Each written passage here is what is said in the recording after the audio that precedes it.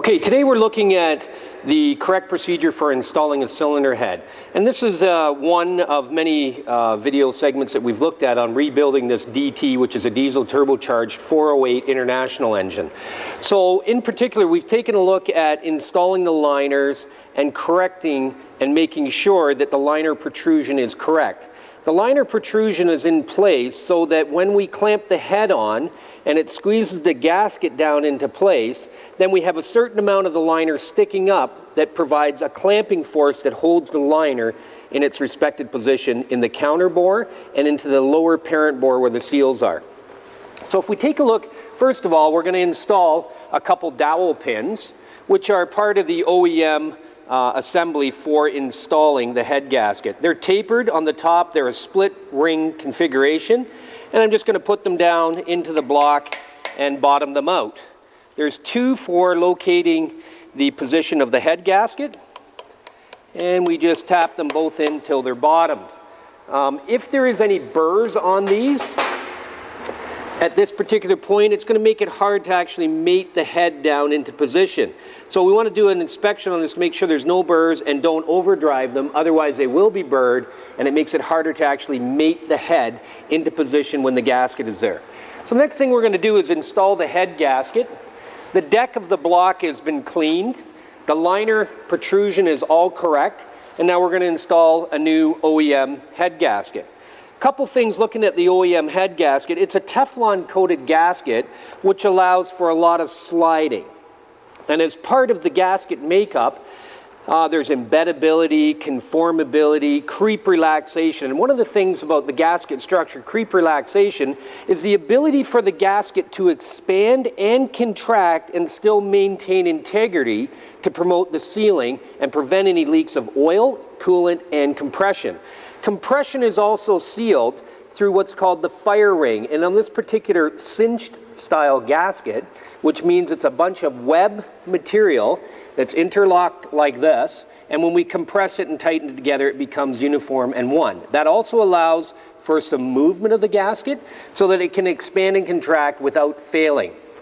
Most of the time, head gaskets will last at least the life of the engine. If not, if there's a failure for whatever reason, overheating, lack of coolant, or failure for the oil or compression or coolant, then we could actually have a failure that could cause some serious bottom end problems. So going ahead now and installing the head gasket, we want to make sure that we are putting it in the correct position. Some manufacturers, and I don't see it on this one in particular, may actually indicate a top location to promote the correct sealing and the correct orientation of it. This one here, we have our lifter gallery holes and oil return passage holes on the cam side, and the gasket goes in just like this. The question always comes up, can we put glue, adhesives, or gasket eliminator on head gasket surfaces? The correct answer is no. You always put them down dry, because then we compromise the integrity of the gasket. The gasket already has a Teflon coating on it, and that allows a lot of that sliding resistance to be met as the engine head and the block expands at different rates. Depending on the gasket that's being used would be dependent upon the types of components being used. If we had a cast block and an aluminum head, there's obviously going to be a difference in the expansion and contraction ratios based on ambient temperature and operating temperature of the engine. So the head and the block will expand at different rates, so the gasket is supposed to be able to take that abuse to promote the correct sealing. You can see right here on the deck surface now, the gasket's in place, and the gasket sits right into the area around the liner, and the fire ring of the gasket sits down right on top of it. Now it still is higher than the liner. So when we install the head and torque the head down, it crushes the fire ring of the gasket, compresses the gasket. So the gasket, another part of the characteristics of the composition of the gasket is compressibility. So we actually have an available amount of area in the gasket that we can compress it down. That's based on a manufacturer's design, how far it's going to come down based on the torque, the number of fasteners, and the type of material that it's mating against. So now that we've got this in, it's clean and dry, we can lower the cylinder head into its respective position. One thing that a lot of technicians overlook when they're installing this is cleaning out some of the deck holes or the bolt holes in the deck. We also want to make sure if for any reason we need to run a tap down there to remove any debris, any of the adhesive that may have been installed in there from the factory to promote sealing of the threads on inside the block. So we've got that in position, and then we're going to lower the cylinder head down into position and then start to assemble the top end. Okay, so now we've got the head ready to be positioned, and normally we would have a second technician to do this, but in this particular case I'm just going to go ahead and I'm going to lower the head down close to the pins and then position the head so that it drops onto our alignment dowels.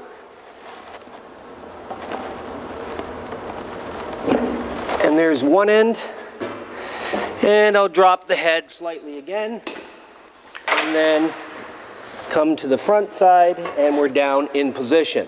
Okay, so I can move the head a little bit and I know that I'm mated now, and we'll bring the lifting bar out of the way, and this spreader bar can be adjusted so that when we lift the head off of the engine, we're picking it up equally.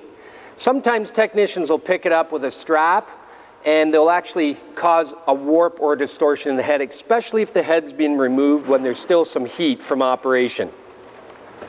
So we'll get this apparatus out of the way and then we'll continue with the installation. So next thing we got to do is, now we have the head positioned, is we want to install all of the push rods. And the push rods have been cleaned and checked for straightness, and the ends, the contact pads, are all in good shape. So now we're just going to go ahead and install them. They sit down into the lifter on this particular engine. And then we're going to install the rocker arm assembly. So I've gone ahead and lubricated the fasteners and set it all up so I can drop this assembly all together as one. Line up the holes, drop them down into position, and then I need to come back to the other side and position the rockers into the push rods so that the assembly can be tightened and torqued into position. So I'm just going to go ahead and make sure they're all lined up, and then I'm going to start the fasteners down into position. Now I'm going to talk about when you install the head bolts correctly, we need to put oil in certain areas. This ones have already been oiled, so I've gone ahead and done this so that we can take a look at the correct positioning of this when it's installed. We want to make sure that all of these are positioned in the right spot. Then we can go ahead and just run the rest of it down by hand and snug it up so that we can go ahead and install the rest of the fasteners. Now this manufacturer of this particular engine wants us to leave these bolts here to be torqued, the last two and the pedestal to be torqued at the end. And we're going to go ahead and we're going to take a look at the correct adjustment procedure for setting the end float position on this rocker shaft. And that will be once we get the rest of the fasteners in and do a rundown torque. So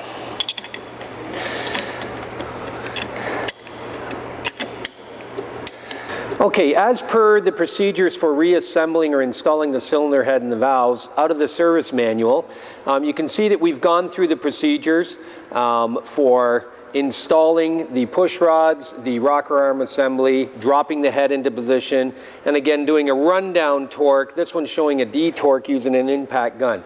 You must be very careful if you're going to D-torque a head with an impact gun. If you are going to pick that method of removal, I would recommend one of the first things that you do is go in here and crack these bolts loose with a Johnson bar. So then you break the torque and then you can run them out. If you run them out with an impact gun, you could run the risk of not having the hand feel of detorquing. And if there is a bind in the threads or a rusted thread or a slightly damaged thread and we just zip it apart with an impact gun and start piling all the fasteners, then we don't know the hole it came out of, and we could have potentially caused a pulled thread in the block, which now would be required to be repaired with a Healy coil, or maybe even drilled and tapped oversize, and then a key insert or some thread replacement repair to be put into place.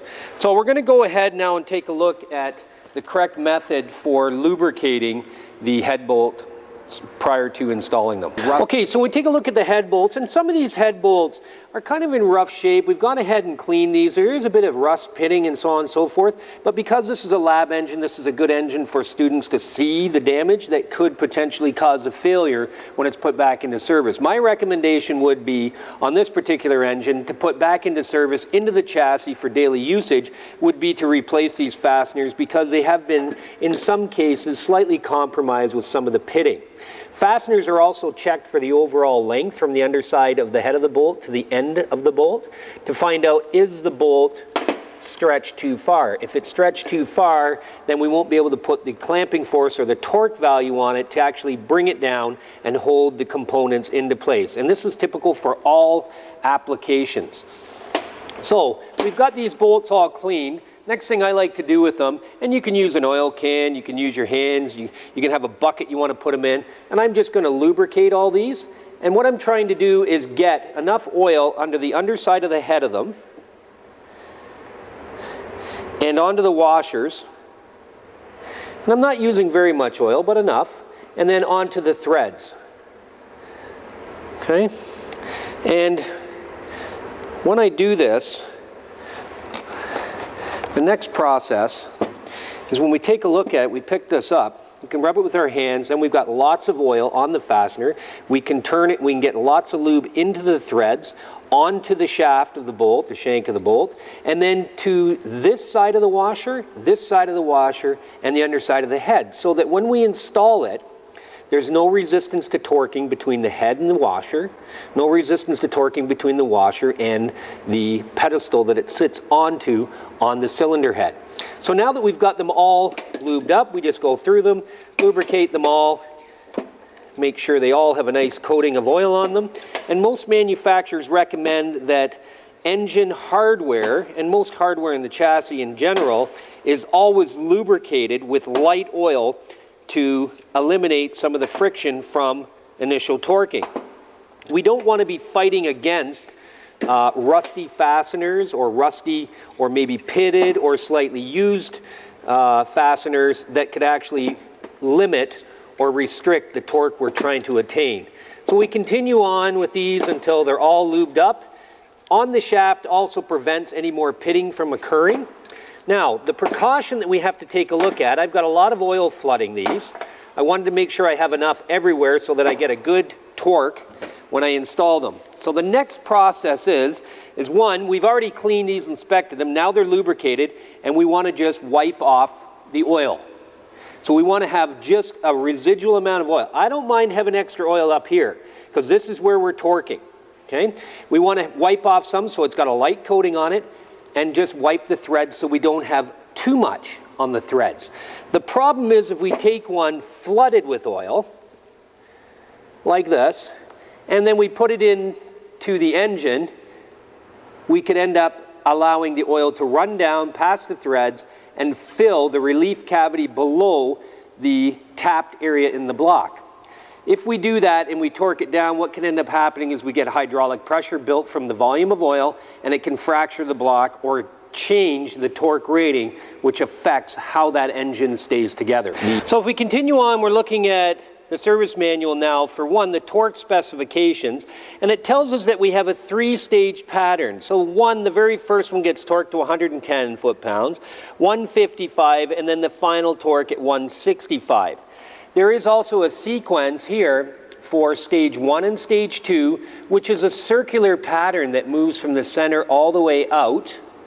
And then the final third stage, where we do the final torque to 165, it's a linear pattern, front to back. Okay, so I'm going to go ahead now with my impact gun, run down to the lowest setting, which is going to be somewhere in the range of about 75, maybe 80 foot-pounds. I'm going to follow the sequence A, and then I'm going to do the torquing pattern over again with the appropriate torque. Okay, so going ahead now with my impact gun turned down. It's a long process to do this by hand if we're going to continue with it. But I'm going to start in the center. I'm going to work through my pattern in a circular pattern until we go all the way out.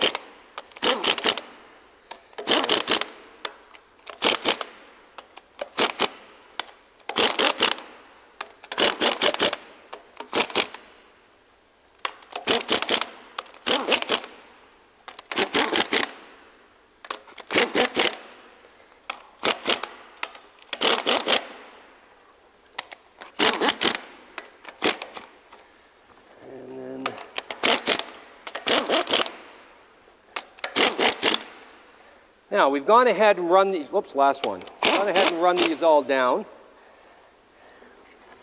We want to make sure that all these push rods are in the right position also. So we're good to go there. And we're going to continue on.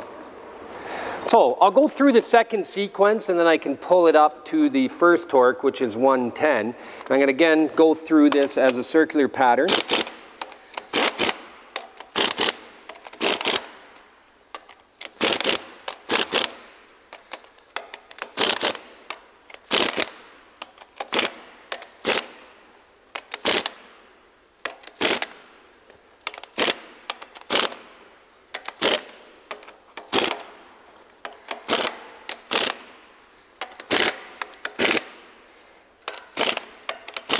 Last two. So now taking our click stop torque wrench, I've set it to 110. I've done a rundown with the impact gun, and now we want to go ahead and do the torquing. When torquing is done, we always want to try and be outside of the engine here. So if we're torquing in here and we're pulling across the top, we run the risk and potential of hurting our fingers or damaging tools.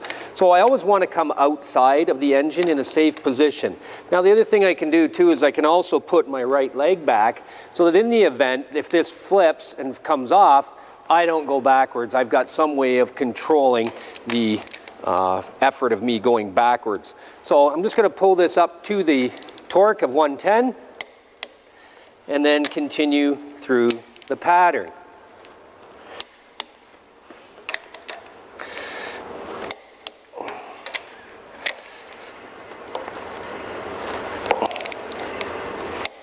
And then, okay, so we've gone ahead and we've done the initial pattern torque to 110, and then we went and we did our second stage to 155. Prior to doing the final torque, the manufacturer recommends that we need to set the end float on the end rockers. So we want to make sure there's enough side clearance in this so that when the engine's running that this does not bind against the pedestal. I've gone ahead and torqued these. I'm going to take the torque back off of it. So we've gone ahead and we've loosened the pedestal off now. Okay, so we can actually put our feeler gauge inside between the pedestal and the rocker arm. We have to have a certain amount of end float here. End float is controlled on other ones by the spring assembly. So it can position itself as it needs to maintain correct geometry. These will move slightly as the motion of the push rod pushes the rocker arm. So we have this spring in here to take up some of that play. There's nothing on the end, so the manufacturer prescribes a value that we have to have there for a running clearance. So all we're going to do is put our 5 thou shim in place,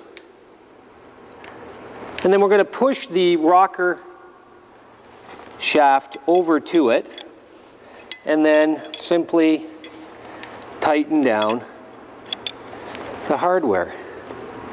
I'm going to check to make sure we have that 5 thou running clearance, and we got too much, so we'll go back to the drawing board again and get it to where we have the 5 thou minimum clearance.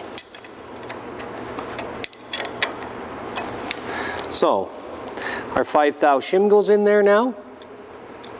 We have the right amount of clearance, and you can see it's not excessive. Then we can just snug this back up, and then we move to the other end of the engine. So we'll come down to this end, and again, put our 5 thou shim in here, adjust the pedestal over so that we eliminate the clearance, and have the 5 thou shim to fit in so that we have sufficient running clearance. And you can see it takes a little bit of time. It's a bit of a finicky process. And there's our 5 thou. It's snug. I'm just going to bring this up so that it's in position. Check that my 5 thou drops back in there. Check the clearance on it. I've got some play there. And in this particular case, I'm going to continue on and I'm going to tap it over under torque because I have to get it to be just a little bit tighter. So I'm going to snug the bolt up a little more. Then I'm going to put my feeler shim back in and snug it up. So now I have a nice drag on that, and it drops back in, which indicates that I have that 5 thou of end float or shaft running clearance.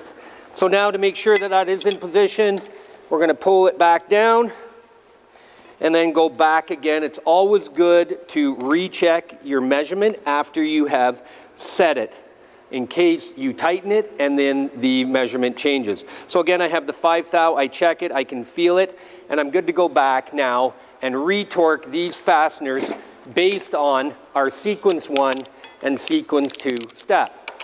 So I can go back now and in the correct position. That one's torqued. And then down to the other one. And second click on both to make sure that my torque is attained. And now the entire top end is torqued based on sequence 1 and sequence 2. So now we're going to go back one more time and follow through the pattern again at the final torque stage, which is 165. Now they're starting in a linear pattern and we're walking from one end of the engine to the other. We're starting on the second fastener. I'm going to get into position where I'm running safely, and I can go ahead and pull to my 165 final torque. Now what that does for us as a final torque, it provides the clamping force needed to hold the liner in position so the piston can move up and down in it effectively. It promotes sealing between the fire ring and the top of the liner flange, and it also promotes sealing of any coolant or oil in the fire deck to the block deck surface. So we continue through this entire pattern until we have torqued the entire top end. So, moving back down to the opposite, I was just double checking my position. And I will run through this pattern one more time, and I will do what most people do when they torque, is they do a double click. When you double click, you don't want to go any further. A lot of people pull it to the click and then pull through the click. You only want to pull up to it and no further. So, and again, I will double check that once I am done the entire third stage of torquing, which is the linear pattern, and it is our final torque. Again, we torque that one when we set it, 110, and then up to the final at 165.